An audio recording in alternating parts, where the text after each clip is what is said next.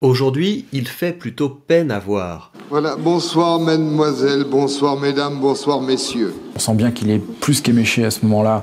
La passion semble l'avoir quitté, il ne parle que pour s'opposer et il semble avoir du mal à tenir un propos articulé. Je trouve que c'est très facile et puis c'est pas ça, quoi. T'as un charisme ou t'en as pas, tu peux avoir les... En tout cas, t'as un charisme et ça dure, c'est de plus en plus éphémère. Je pense que les gens vont très vite maintenant. Il donne l'impression de s'être éparpillé, comme si ses exils à répétition lui avaient fait perdre en partie son identité. Je n'aime pas trop les Français d'ailleurs. Mais il faut dire que ces dernières années, Gérard Depardieu est tombé dans une spirale infernale. Il a traversé des moments difficiles. Et quel regard vous avez sur la politique française? Non, je parle pas aux journalistes, je parle pas sur les bordels. Qui l'ont fait apparaître sous un mauvais jour, le public s'en est délecté, ce qui lui a fait perdre foi en l'humanité, ce qui l'a poussé à témoigner toujours plus de noirceur. Et aujourd'hui, les réseaux sociaux sont submergés par ces dérapages. Jean-Paul. Non, moi je vous laisse en famille, moi. Hein. Non, tu nous fous la paix. Tu nous fous la paix. Il semble en être arrivé à un point où on se dit « Ah, je suis un monstre, eh bien, je vais vous en donner, du monstre. » Celui du milieu, là. T'as envie qu'on te tue?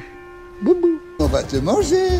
À l'heure où beaucoup de piliers semblent s'effondrer, il est temps de reconstruire l'homme qu'il a été.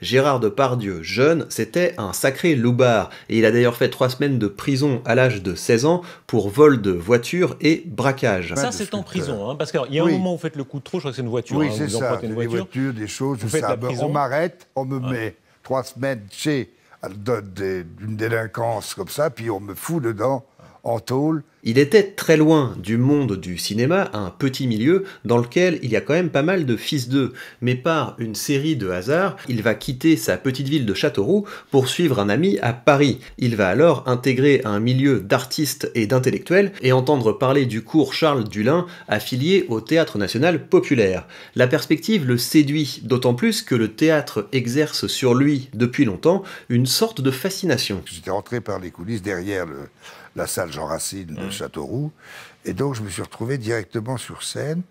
Je voyais les acteurs de dos avec leurs perruques, ces espèces de costumes jaunes avec des bas, et des gens qui parlaient avec une voix étrange. Le problème, c'est qu'au-delà de cette passion, Gérard Depardieu ne connaît rien au théâtre, et il a par ailleurs une mauvaise élocution. Vous êtes tellement en deçà de la parole que vous cassez une chaise de colère. Un premier exercice de théâtre, vous avez de la peine à parler. C'est-à-dire qu'il y avait une peine à parler, voilà. On vous parle de Pyrrhus dans Racine, vous pensez que c'est le nom d'un chien, etc. Voici à ce propos le récit de son audition pour le cours Charles Dullin, relaté dans cette biographie. Depardieu se sent incapable d'articuler le moindre mot. Il se débine et ment.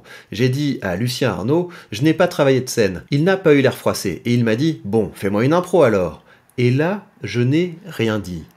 J'ai commencé à rire, doucement, puis de plus en plus fort, un rire communicatif, et moi je riais de plus belle, entendre les rires des autres à gorge déployée me faisait rire encore plus, l'improvisation avait fonctionné. C'est intéressant, il n'a pas cherché à jouer un rôle, il a vécu un instant, et on touche là au cœur du style d'acteur de Gérard Depardieu. Enfin, le seul art que j'ai, c'est la liberté.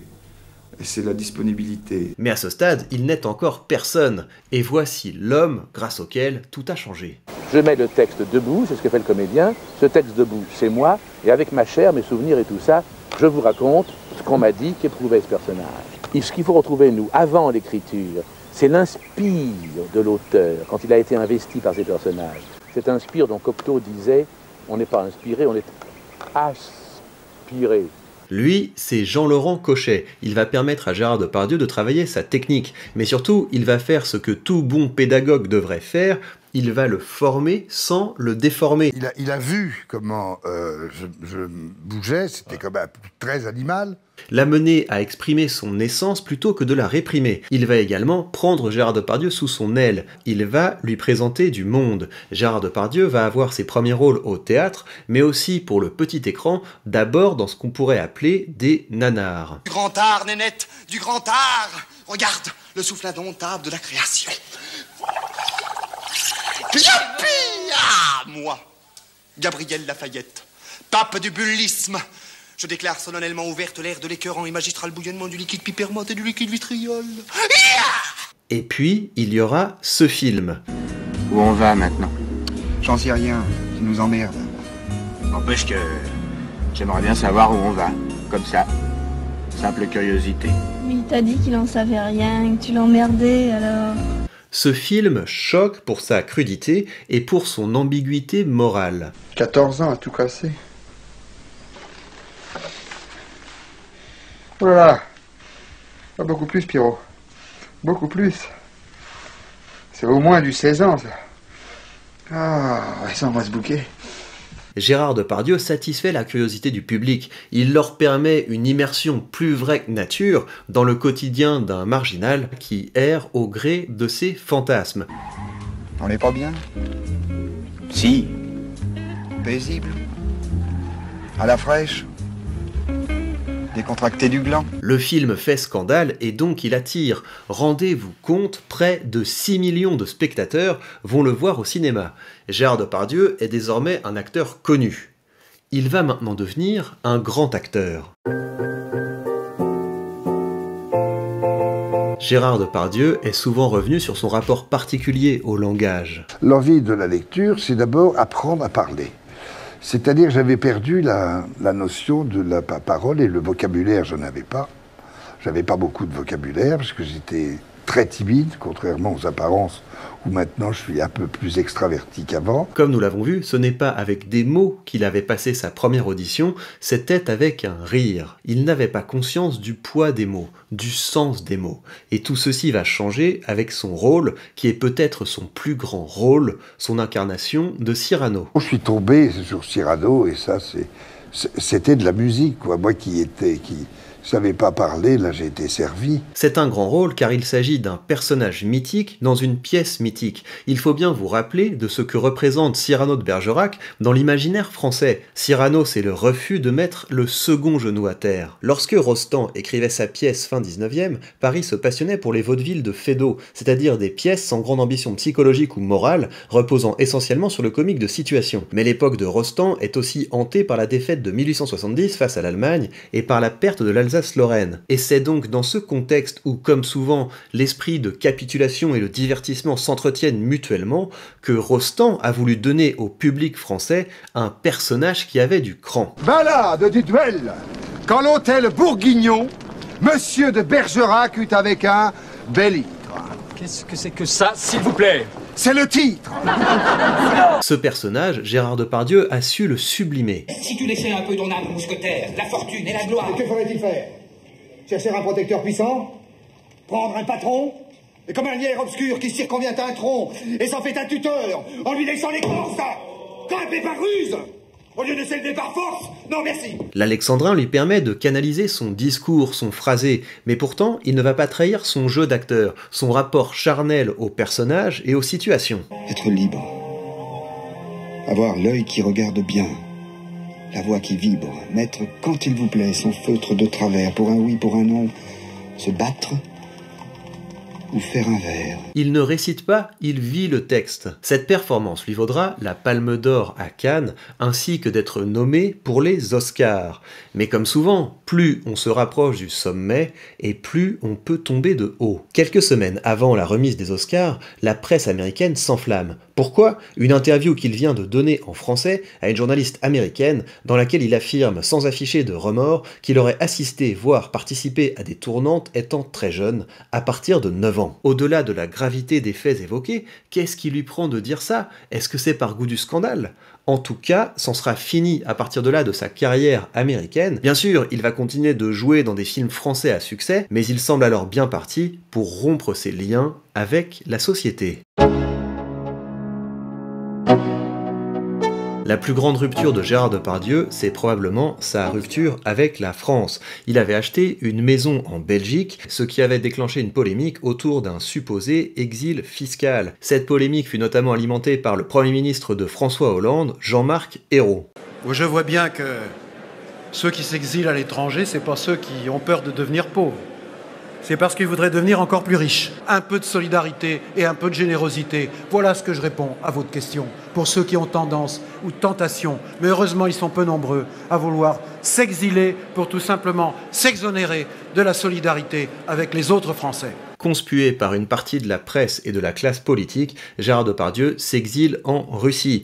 La veille, Gérard Depardieu s'est vu offrir un passeport russe lors d'une brève rencontre avec Vladimir Poutine dans sa villa de Sotchi. Ceci dit, son histoire d'amour avec Vladimir Poutine n'a pas survécu à l'agression de l'Ukraine que Gérard Depardieu a vertement critiquée. L'acteur français déclare « Le peuple russe n'est pas responsable des folles dérives inacceptables de leurs dirigeants comme Vladimir Poutine. » C'est là qu'on trouve peut-être la cohérence dans le parcours de Gérard Depardieu. C'est un homme qui n'a jamais respecté les cadres. Dit comme ça évoque le panache.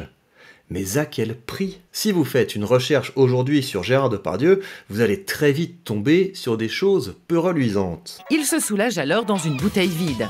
Mais voilà, le contenu déborde et crée un véritable scandale à bord. Ah oui, je prends du pois chiche uniquement pour avoir les gaz, pour faire chier le monde. Oh, bébé qui va mourir.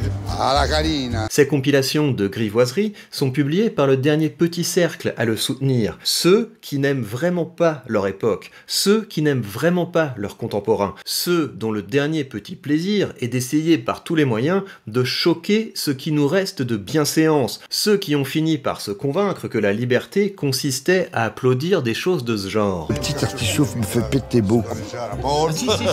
J'ai mangé du crocodile, de l'éléphant, j'ai fait une blanquette de lion, oui. Non mais franchement, Gérard, t'es fier de ça? Pour fumer un cerf, faut toujours être à l'heure. Grâce à ma custos, j'étais à l'heure. Gérard, ça va? Avec custos, je suis toujours à l'heure. C'est ça l'esprit mousquetaire, flinguer un pauvre cerf qui t'a rien demandé, et cette dérive est d'autant plus dommage que Gérard Depardieu a des choses à apporter, son amour des belles lettres, sa connaissance de son métier. L'acteur qui n'a pas justement envie de jouer, ce qui est mon cas, et qu'il a envie de vivre, tout simplement, parce que dès qu'on veut jouer, tout s'arrête. Mais la demande de scandale est plus forte que la soif de culture. C'est dans ce piège que Gérard Depardieu est tombé. Quand bien même il serait fait du pire comme du meilleur, c'est le pire que les algorithmes vont porter. Et c'est là qu'il y a une leçon rhétorique à tirer. Si vous considérez que notre époque manque de panache, de grandeur, d'audace, si vous regrettez qu'elle soit aseptisée, il est tentant de consacrer votre temps de parole à maudire les responsables supposés de cet état de fait. Médire, maudire, c'est non seulement tentant, mais c'est rentable. Vous serez bientôt porté en triomphe par une foule anonyme qui se délectera de vous voir jeter des pierres à leurs ennemis. Mais ce faisant, quelle trace allez-vous laisser? Et plus fondamentalement, quelle aura été votre contribution à la société? La vie est bien trop courte pour la passer dans la haine. Si vous avez soif de grandeur, cultivez-vous et surtout, parlez de ce que vous aimez. I'm like an addict, do I gotta have it. I ain't even playing, got a really bad habit. If it moves, gotta grab it, fuse like a magnet. Lose, won't have it till I'm doomed in a casket. I ain't playing, got a weird mind. If you work 8 hours, I'ma work 9. If the shit tastes sour